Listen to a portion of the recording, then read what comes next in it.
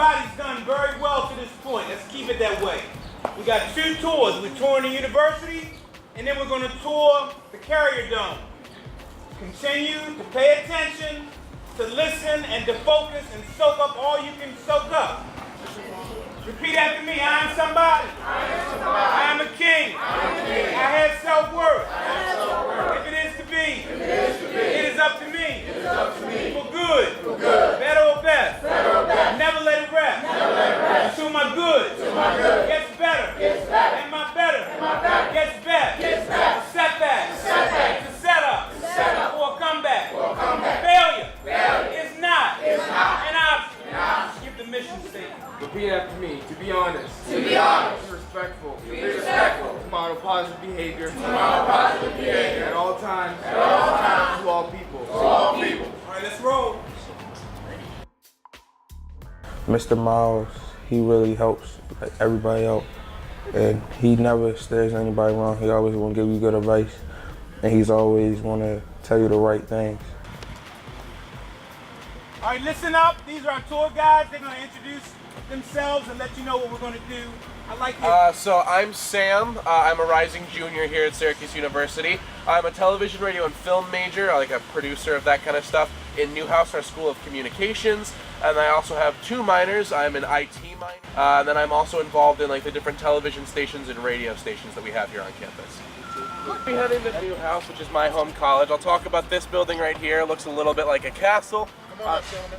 That is the Krause College of Music that we have here. It's actually the home of our School of Visual and Performing Arts. So like theater, drama, painting, sculpting, all that good stuff is housed in here.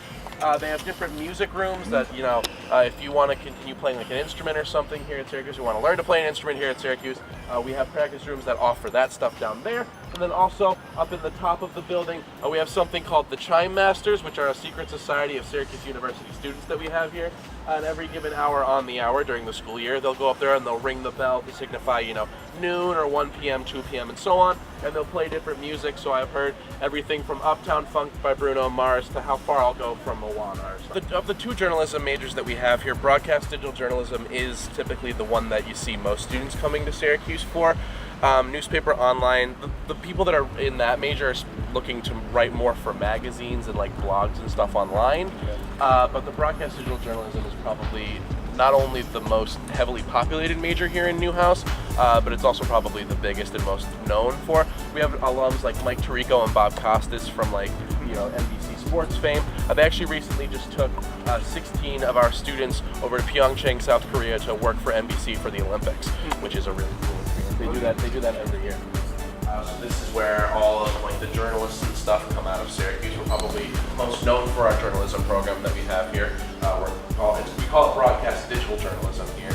So like the people that you see talking on the news, that's their major.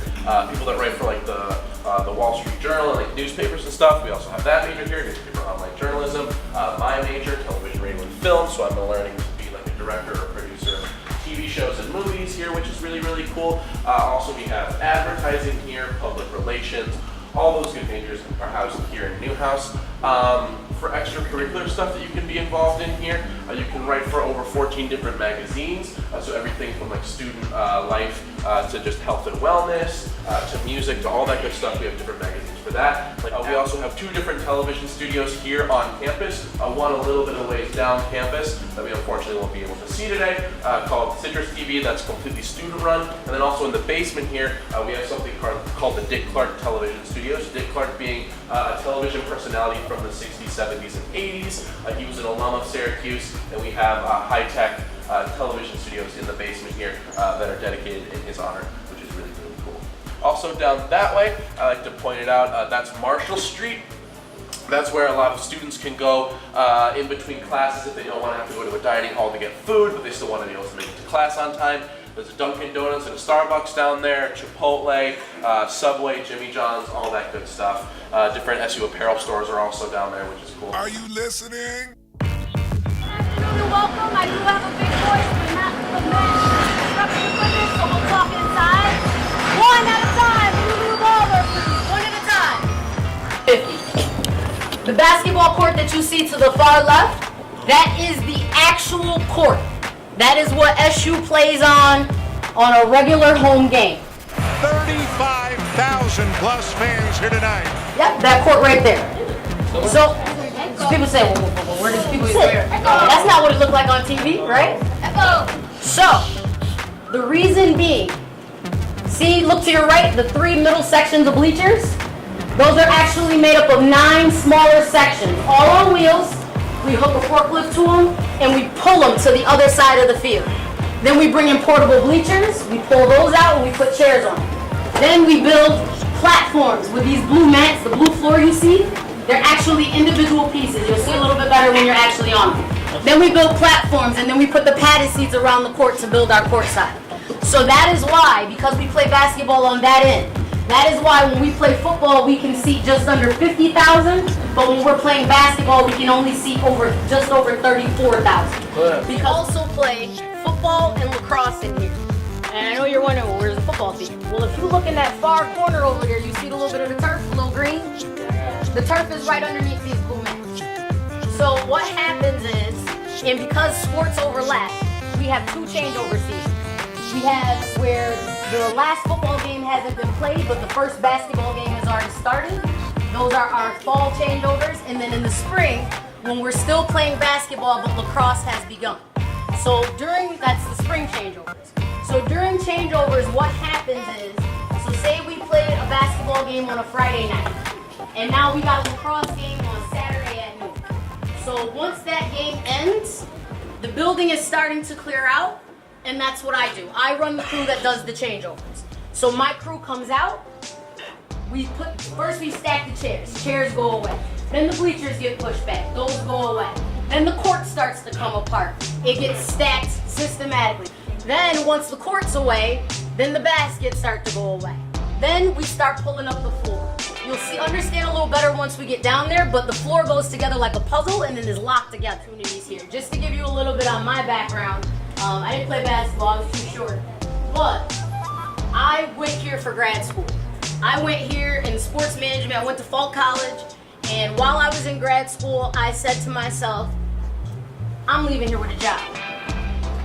I'm taking out these student loans to get this degree. I'm leaving here with a job. So what happened was, when I got the opportunity to work on the crew that I now run, when I got the opportunity to be a part of changeovers, when I walked in there, my attitude was, I'm going to outwork every person next to me. That was my goal. And when I came in, I started working. Fell in, okay, it's chaos. It's organized chaos. So when you come in, there's nobody saying, please go do this. Please go do that. Let me show you this. It's more of one of those, they got a walkie-talkie, they must know something. So I'm going to stand by them, okay, and I'll learn. And that's what I did. And then moving forward, my boss came and he spoke to my class and he's like, yeah, I got this guy, I need help. And so after class, I walked up to him and I said, how you doing, Mr. Sally? My name is Lauren, I'm helping. And from there, he started to notice me at the changeovers and how hard I was. I was putting in at least 40 hours a week here, and I was a full-time student. And he saw that and he goes, wow, she works as much as I do. So then, when I needed an internship, I went to him and I said, hey, I've been putting in the work, I need an internship. Can you help me out? He gave me an internship. Just so happened, because timing is often always everything, the person who I was interning under moved on and got another job. So he said, Lauren, you've been doing it. You gonna stick around and help me out?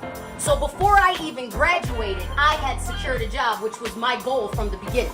All because I came in with the mentality that I'm getting a job, I'm gonna outwork the people that are next to me, and I'm gonna come up through the ranks. So, January 2015, I started here as an intern.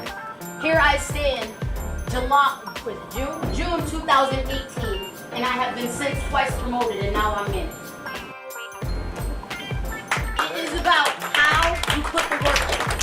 You have to be willing to do the work. Anything that you want, you can absolutely get there, but if you're not willing to do the work, please believe somebody else is. So everybody get closer together. Taking a picture. Come on, now I know y'all take pictures everywhere y'all go. Don't act like this. Fellas, let's hurry up. Tighten up so we can take this picture. Why the short ones in the back? Y'all move to the front. Come on.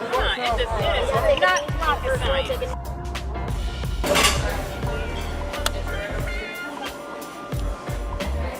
I started the program about 11, 12 years ago. And my grandmother put me in this program just to have extra like male guidance. I didn't have any male influence in my life. And I met Mr. Miles, and he just exposed me to a lot of different things through the people I met, through the connections I made, through the places he took me, you know, over the years. And I think joining that program at that early age kind of molded me, or at least structured me to be successful in the future, because when I got to my high school in my teenage years, you know, I already knew right from wrong. I already, you know, had an idea of what I wanted to be when I got older, what I wanted to do with myself.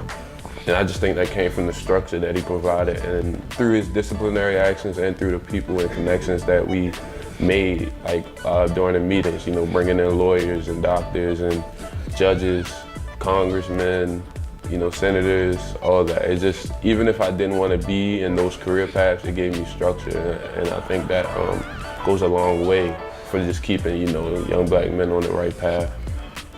One of the biggest things that I think impacted me though was like going on trips like this. When, you know, we went out of state of Maryland and out of the city of Baltimore. A lot of kids in Baltimore, they don't get a chance to do that. A lot of kids in Baltimore don't even leave their neighborhood if it isn't going to school. So just that exposure, you know, seeing that the world's bigger than just, you know, your street, your block, and your neighborhood, just makes you want to do better in life. So now, after being in the program from about 9 years old to 18, I've been out of the program for about 3 years, coming back as a peer mentor, you know, just to give back to what people gave to me and help Mr. Miles out, because, you know, he can't do it by himself, which is why he's surrounded by the great staff that he has, and which is why he asks us to come back.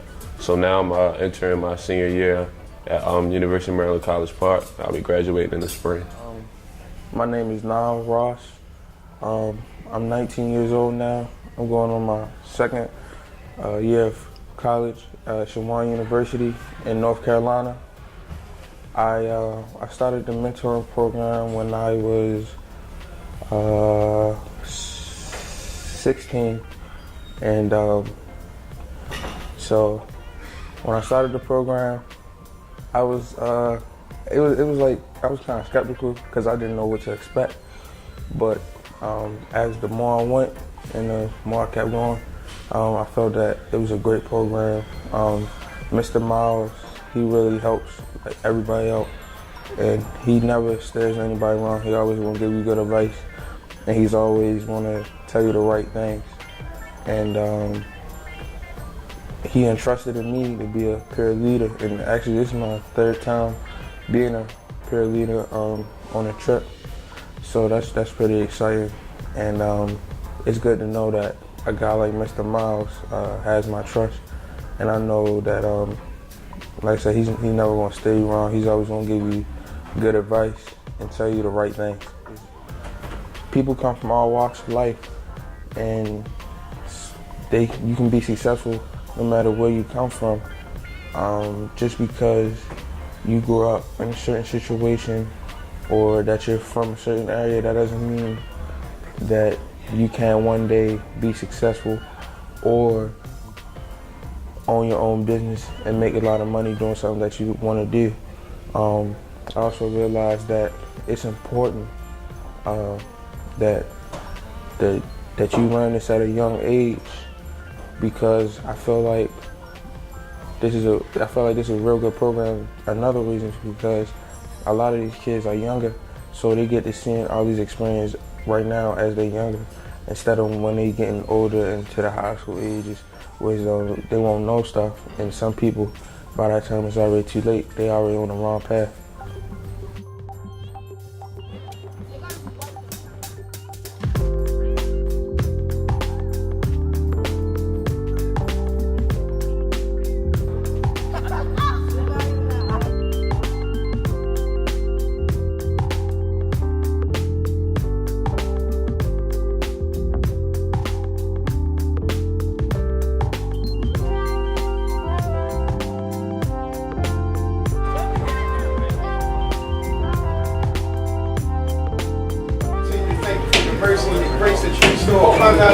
Thank you for traveling to Mercy and doing great. Well, thank you for the ability to be able to have exposure that we traditionally would not have.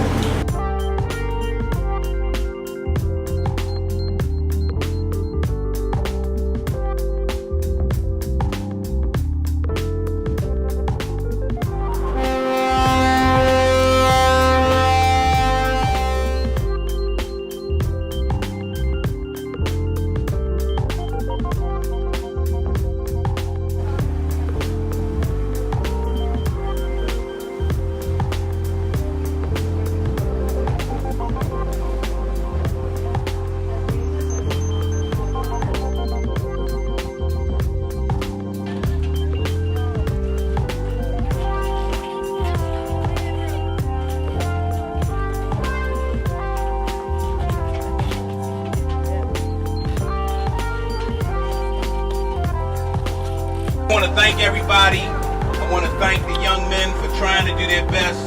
There are a few of you that have some behavior issues that you got to work on. But as we continue to grow and continue to progress, just work with us. Attitude. Embrace a positive attitude in everything that you do. Every young king on this bus has the potential to do great things and be super successful.